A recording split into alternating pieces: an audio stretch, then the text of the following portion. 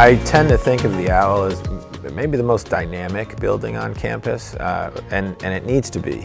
We have a student body that's incredibly dynamic with lots of different interests. The entire concept is different, and for me that means a huge emphasis being put on innovation and hands-on work. For day students, the library is kind of like a makeshift dorm. It's where, especially like freshman year, you meet a lot of your friends as well. And so it's a really good place to socialize, but also a great place to get your work done. It's a nice atmosphere to just be surrounded by all these people who are like doing a lot of their work, and you're doing your work, and I just feel like for me that motivates me.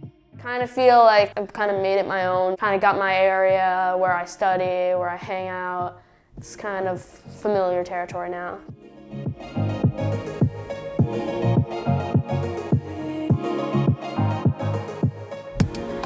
One of the things that's most exciting about the renovation was the fact that we actually just repurposed a lot of space. About 25,000 square feet, or half the building, was dedicated to stacks and book storage. So one of the things we're really excited about is we were able to turn most of that space into student space and move the stacks into other areas.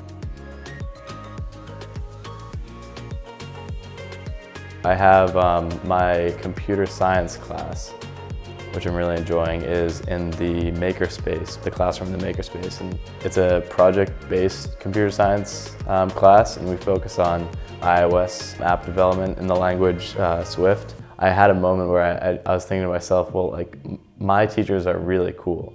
And I think that's something that is probably pretty darn unique to this place. I was drawn to the archives because I've always really liked old things. And I think it was just this room full of history, except it's not just the study of history, it's like real life history. I look to history when I think of the future because I think about why and how we are the way we are right now. So I look at the changes that has happened to what we're now in order to study the changes that will, catapult the present into the future.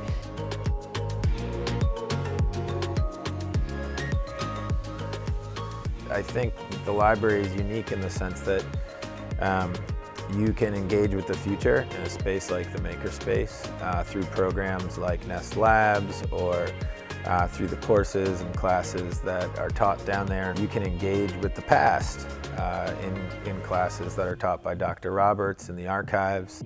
The Nest Labs are funded by the library to foster some sort of independent project idea by a student. The main goal of the initiative when we started was to transform Andover into a smart campus, which is basically using technology and other items on campus in order to kind of improve efficiency, but also to make the campus more sustainable.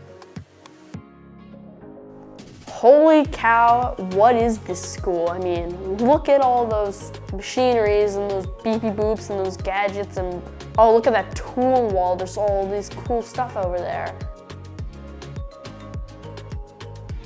I didn't even know anything about any of that stuff. I mean, I'd be lying if I said I had more successes than failures, but I don't really look at them as failures. I just see them as like problems, and like any problem that can be solved, you just need some good advice or a friend to help, or just some brainstorming.